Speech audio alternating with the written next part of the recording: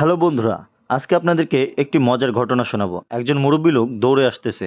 সেটা কিন্তু আপনারা দেখতে পাচ্ছেন। কিন্তু কেন দৌড়ে আসলো সেটা কি জানেন?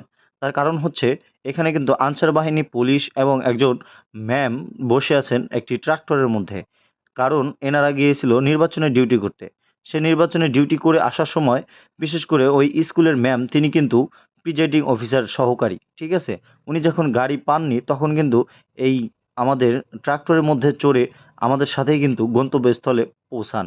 তো আপনাদেরকে একটা কথা বলি, আপনারা হয়তোবা অনেকেই জানেন না যে আসলে যারা নির্বাচনের ডিউটি করে আনসার বাহিনী এবং পুলিশ, তারা আসলে চরাঞ্চলের অঞ্চলগুলোতে কিভাবে চলাচল করে।